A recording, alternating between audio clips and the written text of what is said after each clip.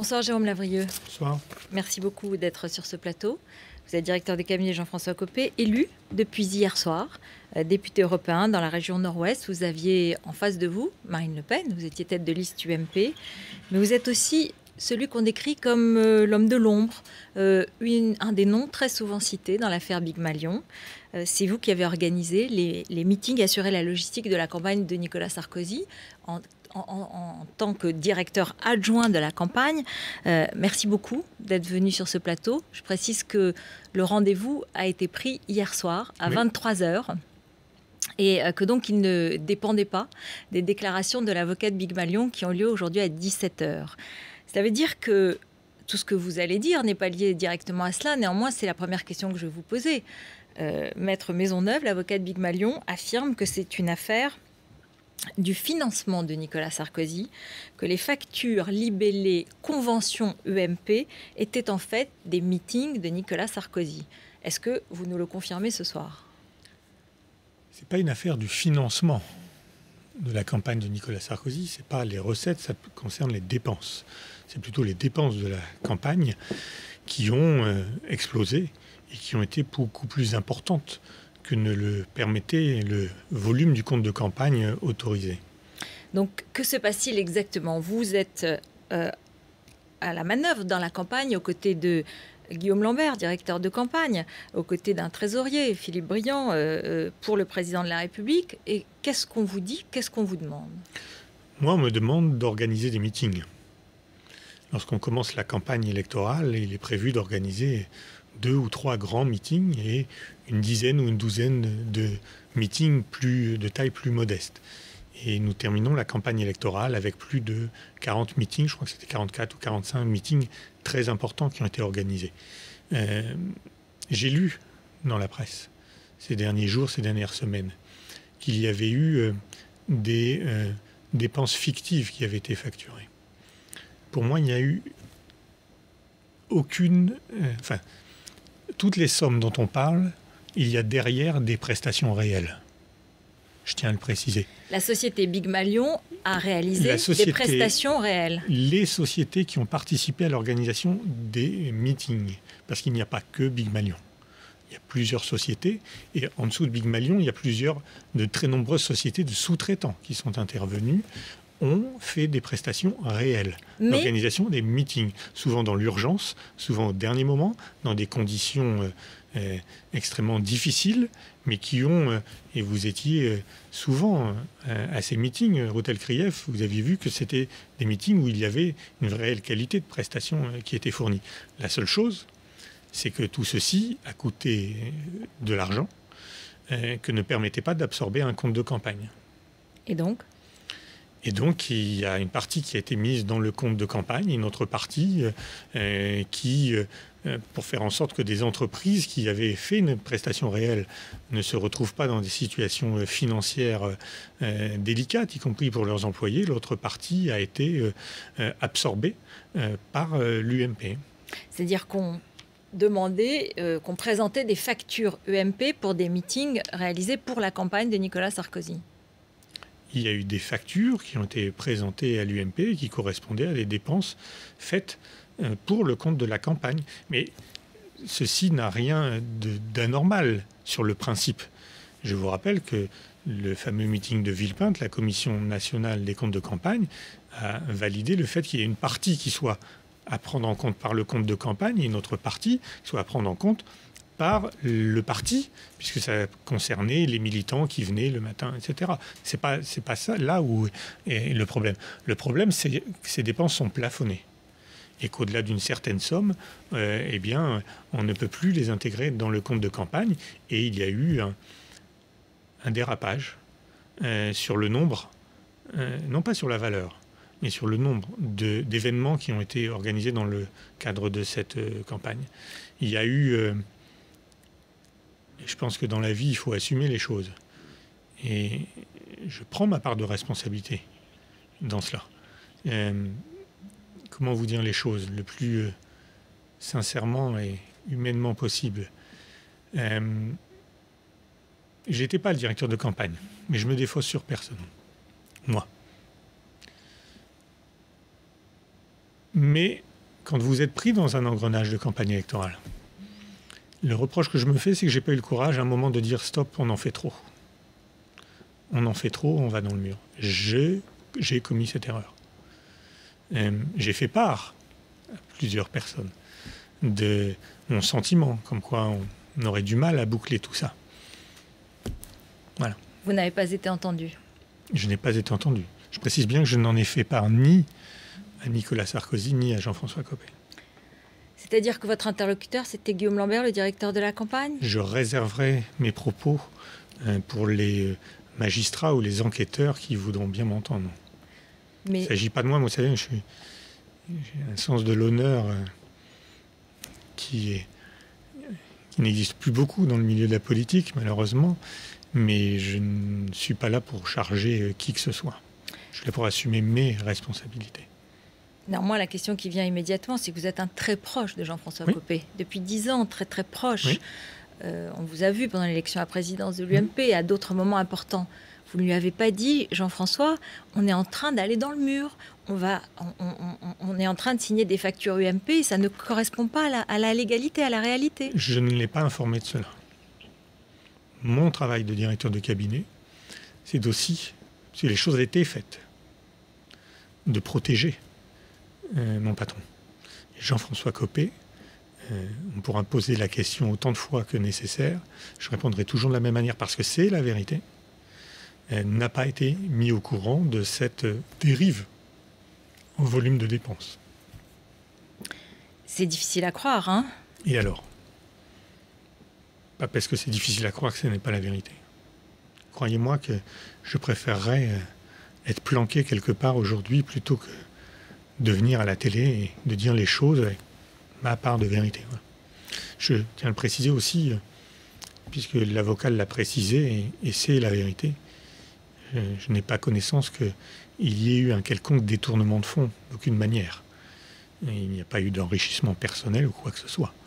Et d'ailleurs, je publierai dans les jours qui viennent, ça ne prendra que 2 ou 3 lignes, l'intégralité de mon patrimoine, pour prévenir les personnes qui auraient des intentions malhonnêtes.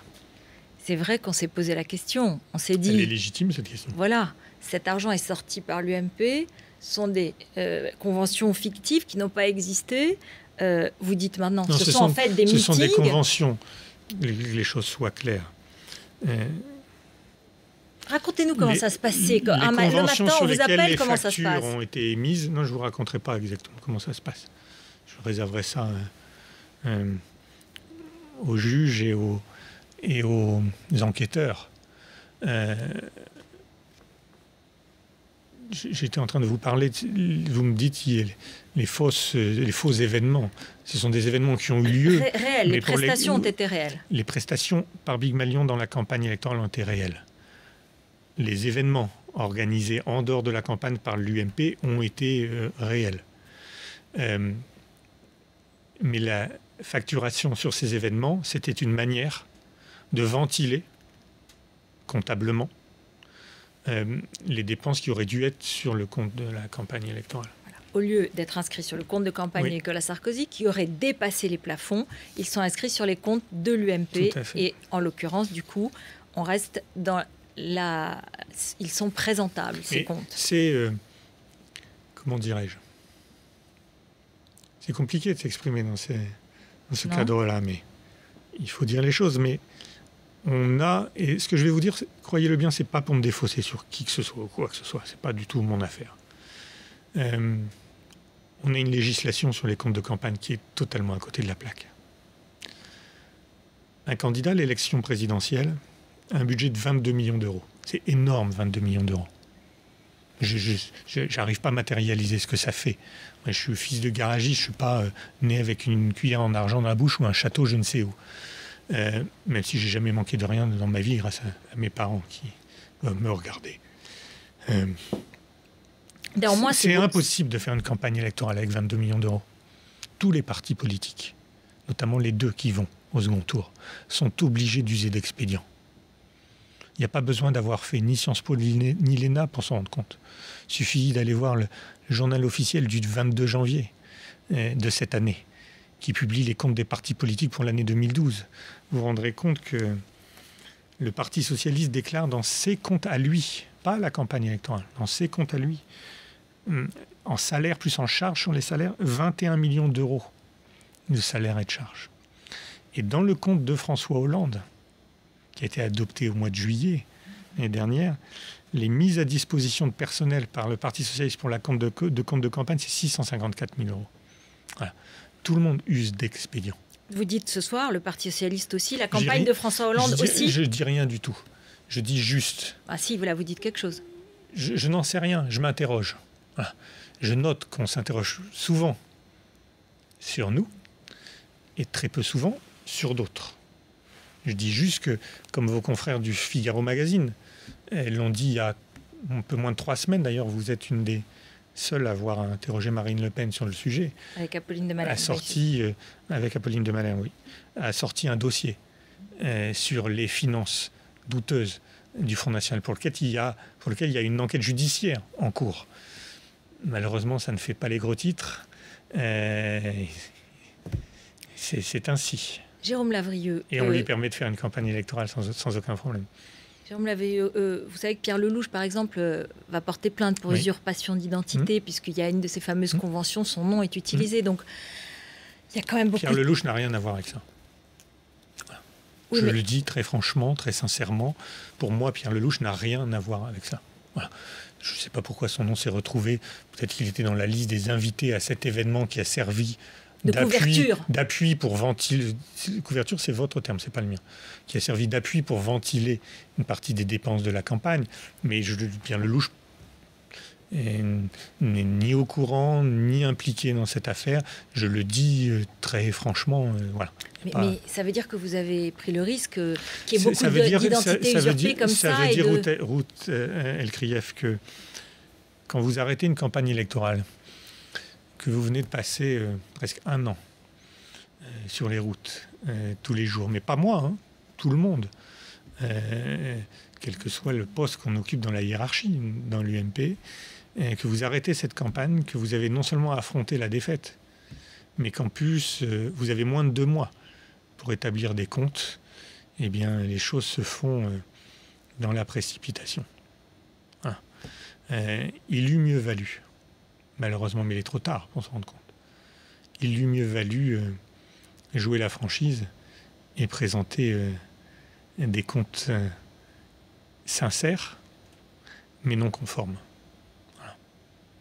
Il fallait à tout prix les rendre conformes. On vous l'a demandé. Je dirais ça aux enquêteurs et aux juges. Je sais qui ne me l'a pas demandé et qui ne m'en a pas parlé. Qui? Jean-François Copé, c'est ce que vous nous dites ce soir. Et Nicolas Sarkozy. Je n'ai jamais eu à discuter de ce genre de sujet, ni avec Nicolas Sarkozy, ni avec Jean-François Copé.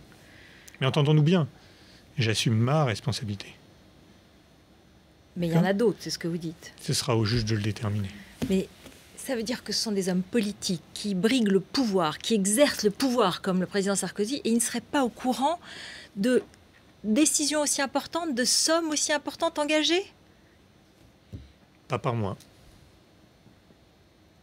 On les appelle à un moment, on leur dit, bon, bah voilà, on va passer ça sur ce compte, on va le faire, on va faire cette facture. Encore une fois, je vous dis, j'aurais pu rester planqué chez moi et voir comment les choses ont évolué. Je ne suis pas fait comme ça. Voilà. Je ne vais pas dire des choses que je ne sais pas ou qui seraient fausses. Voilà. Donc je vous confirme, je n'en ai jamais parlé, ce qui me concerne, avec Nicolas Sarkozy, et je n'en ai jamais averti Jean-François Copé. Ça ne veut pas dire que Nicolas Sarkozy n'avait pas été mis au courant par quelqu'un d'autre? Mais ça, moi, je suis pas romancier. Et il y avait d'autres personnes avec vous. Il y avait Éric Césari, le directeur des services, qui lui était peut-être en contact avec Nicolas Sarkozy? Je n'ai pas de déclaration à faire sur le sujet. S'il l'était, je n'étais pas avec et je ne peux pas supposer qu'il l'ait été. C'est pas mon interrogation. Enfin, c'est pas mon interrogation. C'est pas moi de répondre à ce genre de choses. L'avocat de Big Malion dit que c'est une société qui est sous contrainte. On lui dit, il faut signer ses factures UMP, sinon on arrête de vous payer, sinon on ne travaille plus avec vous. C'est vrai, c'est comme ça que ça se passe? Ils ont fait un travail Ils ont besoin de rémunérer les gens qui ont travaillé, qui ont accompli ce travail. Mais on leur met le couteau sous la gorge de cette façon. Pas le couteau sous la gorge. C'est que... Voilà. Il a fallu, à un moment ou à un autre, quelqu'un a pris cette décision. Et Jean-François Copé ne regarde pas les chèques, ne regarde pas les factures, ne regarde pas le détail des comptes. Pas à ma connaissance, non. Enfin, je le saurais s'il le voyait. Quand il y a un contrat de prestation important qui est fait avec l'UMP, il arrive qu'il soit co-signataire avec le trésorier. Mais là, de toute façon, il s'agissait de quelque chose qui ne correspondait pas à la réalité. Donc personne ne serait... Sinon, ça voudrait dire qu'il aurait été au courant. Il n'était pas au courant. 10, 11 millions, c'est la somme. Patrick de Maisonneuve dit 10-11 millions d'euros. Je pense que c'est de cet ordre. Et je le répète encore une nouvelle fois, c'est pas de l'argent que quelqu'un aurait pris d'une manière ou d'une autre. C'est une réaffectation. C'est une ventilation des dépenses liées à la campagne sur d'autres opérations. Pourquoi vous venez parler comme ça ce soir? C'est quelque chose qui est, je le disais, de l'ordre d'une confession. Vous voulez protéger Jean-François Copé? J'ai à protéger personne. Le terme même de dire protéger, ça voudrait dire que je viendrais vous dire quelque chose qui ne correspond pas à la réalité. Je dis ma vérité, cette affaire. Jean-François Copé n'est en rien mêlé à cela. J'ai entendu tout et n'importe quoi. Qui s'était fait un pactole, caisse noire pour préparer une candidature au présidentiel, pour sa propre campagne politique. Mon Dieu. Ça existe. La preuve, vous nous parlez de dépenses qui... Vous voyez, on aurait pu ne pas croire à ce que vous dites. Ça existe, c'est que si vous êtes au courant, ça existe chez quelqu'un. Ça peut exister, puisqu'on ne croyait pas. On ne savait pas ce que vous nous révélez. Donc, quand on parle d'autre chose, peut-être que c'est vrai. Enfin, objectivement, pour la connaissance que j'ai du fonctionnement de Jean-François Copé, ça ne correspondrait en rien à la connaissance que j'ai. Vous avez rappelé ma proximité avec lui. Vous êtes député européen, oui. Donc vous allez bénéficier d'une immunité parlementaire. Non, je répondrai à toutes les convocations. Vous ne l'utiliserez pas pour vous protéger, pour temporiser? En aucune manière. Je ne me réclamerai pas de cette immunité. Je demande juste un petit instant avant de juger que je puisse être coupable bien sûr, de quelque chose de répréhensible. Il y aura une procédure qui va avoir lieu. Une enquête, vous avez déjà été contacté par la justice? Pas du tout. Donc vous venez aujourd'hui parce que c'est le bureau politique de l'UMP demain et que Parce que la tournure que tout cela prise par tout cela, désolé pour les fautes de syntaxe, on mettra sur le coup de l'émotion, cette tournure ne me plaît pas. Voilà. Que j'assiste depuis quelques jours. Je n'ai pas pu prendre la parole parce que j'étais en fin de campagne électorale. D'ailleurs, je remercie toutes les personnes qui sont impliquées. Sans doute être déçu de me voir à la télé pour parler de ça aujourd'hui, mais je l'ai fait en toute sincérité, en toute franchise, cette campagne électorale. Et que sur le fond, je ne me reproche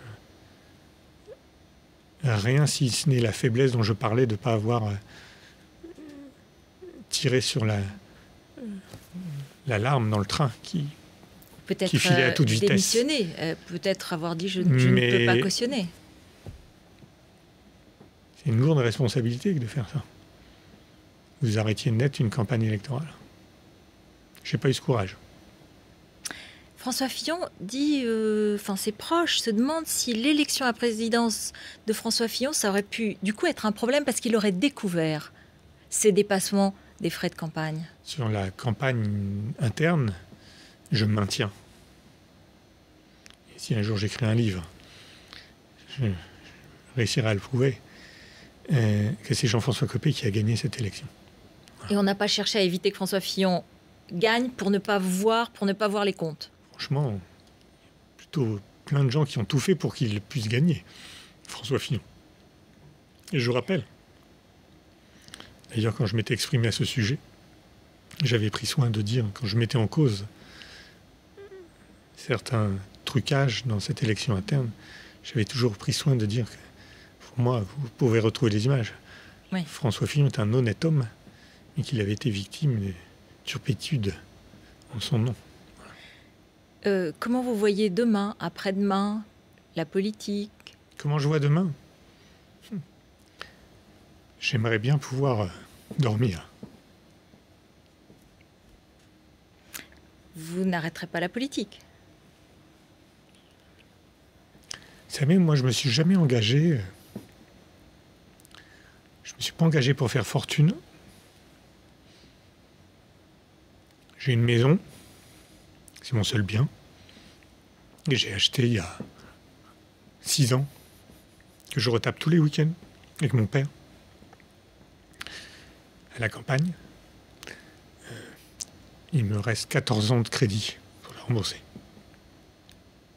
Moi, j'ai jamais fait ça pour me foutre du fric dans la poche. Voilà. J'ai fait ça, j'ai adhéré au RPR en 89. Parce que j'avais été dégoûté que ma ville passe aux mains des communistes. Mais et j'ai toujours fait ça, voilà. Et je l'ai laissé... vous nous dites la politique, c'est... Je suis engagé à fond.